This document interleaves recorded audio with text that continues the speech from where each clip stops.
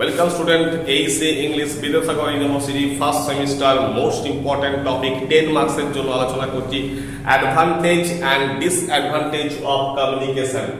অর্থাৎ কমিউনিকেশনের সুবিধা এবং অসুবিধাগুলো কি কি 10 মার্কসের জন্য ইম্পর্টেন্ট কোশ্চেন দেখে নাও।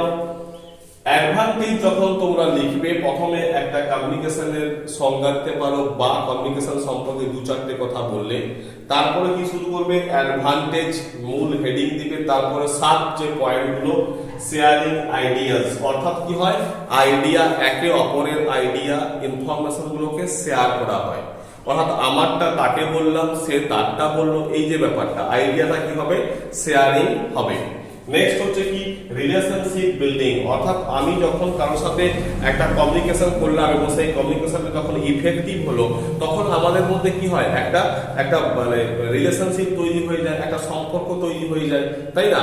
কোনো অপরিচিত লোকের সাথে কি হয়েছে, তোমার বাসে দেখা হয়েছে, বাসে দেখা হওয়ার পর অনেকটা পথ তোমরা একসঙ্গে একই সিটে বসে এসেছো, গল্প করেছো, কথা বলেছো, তো কি হবে দুজন তো অপরিচিত মানুষ, কিন্তু ভালো কমিউনিকেশন স্কিল থাকার জন্য, ইফেক্টিভ কমিউনিকেশন হওয়ার জন্য কি হয়েছে না দুজনের মধ্যে ভালো সম্পর্ক তৈরি হয়ে গেছে। অর্থাৎ বাস থেকে নেমে যাওয়ার পরেও একে অপরের সাথে যোগাযোগ হয়। তো এটা হচ্ছে কি না রিলেশনশিপ বিল্ডিং, অর্থাৎ কমিউনিকেশন যদি ভালো হয় সেখানে কিন্তু রিলেশনশিপ তৈরি হতে পারে।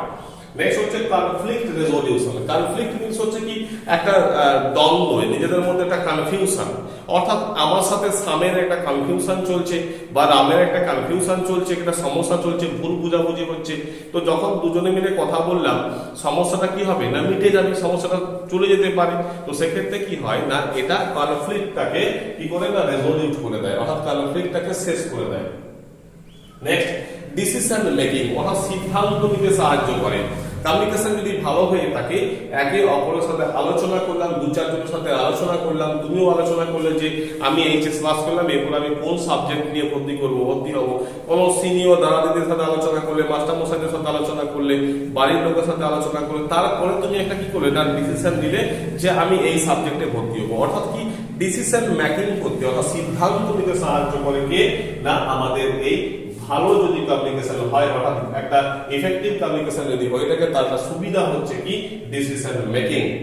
নেক্সট হচ্ছে ইনক্রিজ এফিসিয়েন্সি, অর্থাৎ কি দক্ষতা বৃদ্ধি পায়, অর্থাৎ এফিসিয়েন্সিকে ইনক্রিজ করা যায়। যখন তুমি কথাবার্তা বলবে তোমার মধ্যে মানসিক বিকাশ হবে, তোমার কথাবার্তার যে ধরন সেটা চেঞ্জ হবে, ঠিক আছে? এই যে ব্যাপার স্যাপারগুলো, তোমার ওয়ার্ড স্টক বাড়বে, ওয়ার্ডের ব্যবহার করতে পারবে, তো এফিসিয়েন্সি সেক্ষেত্রে কি হবে না গ্র্যাজুয়ালি সেটা গ্রো আপ করবে। নেক্সট হচ্ছে কালচারাল এক্সচেঞ্জ, অর্থাৎ দুটো ভিন্ন সংস্কৃতির মানুষের মধ্যে কি হবে কালচার বা সংস্কৃতির আদান প্রদান চলবে।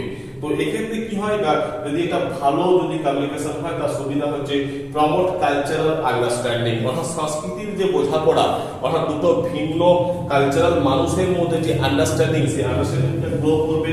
আর কি হবে না এনরিচ সোশ্যাল রিলেশন, এবং সামাজিক যে সম্পর্ক, সমাজে থাকতে থাকতে আমাদের মধ্যে যে একটা সম্পর্ক তৈরি হয়েছে, সোশ্যাল যে রিলেশনশিপটা সেটা কিন্তু এনরিচ করবে, সেটা বৃদ্ধি পাবে।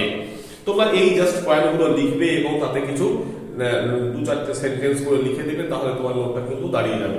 তো মাই ডিয়ার স্টুডেন্টস, আমি আরো বলছি তোমাদের যদি এইসি ইংলিশের নোটসের প্রয়োজন হয়ে থাকে তাহলে তোমরা আমার সাথে কন্ট্যাক্ট করতে পারো।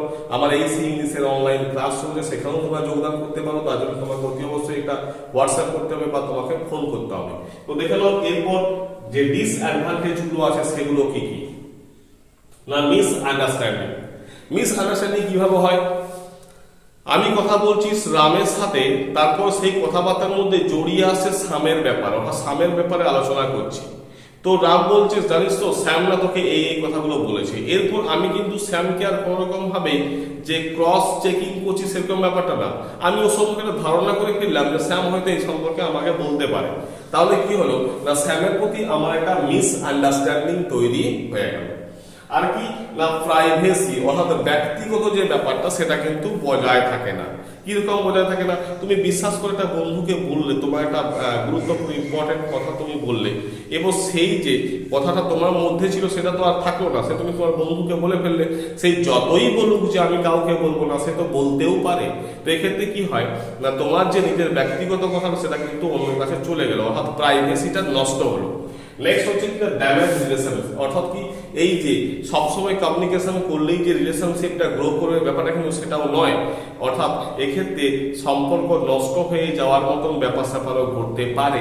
আমি যেমন এক্সাম্পল দিলাম যে রাম আর আমি কথা বলছি, শ্যাম বলেছে রামকে যে আমি এই তো কি হলো না, ওই স্যামের সম্পর্কে আমি কোন রকম ক্রস কানেকশন না করে, কোন রকম ক্রস চেকিং না করে, ওর সাথে আলোচনা না করেই ওর সম্পর্কে একটা ধারণা করে ফেললাম, তাহলে ওর সাথে আমার সম্পর্কটা কি হলো, নষ্ট হয়ে গেল।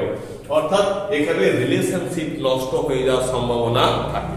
নেক্সট হচ্ছে টাইম কনজাম্পশন। অর্থাৎ যখন তুমি একজনের সাথে কথা বলবে, গল্প করবে, তখন কি হবে না, তখন তোমার তো অনেকটা সময় লেগে যাবে, সেটা 10 মিনিট 15 মিনিট আধা ঘন্টা সময় লাগবে। তো এটা কি হলো, এটা হলো টাইম কনজাম্পশন। অর্থাৎ সময়টা কিন্তু অনেকটাই নষ্ট হয়ে যায়, অর্থাৎ সময়টা আমাদের কাছ থেকে পার হয়ে যায়। তো মাই ডিয়ার স্টুডেন্ট, তোমাদের যদি ভালো লাগে ভিডিওটা অবশ্যই লাইক করো, সাবস্ক্রাইব করো, আর নোটসের প্রয়োজন হলে অতি অবশ্যই ফোন করো বা হোয়াটসঅ্যাপ করো। Thank you.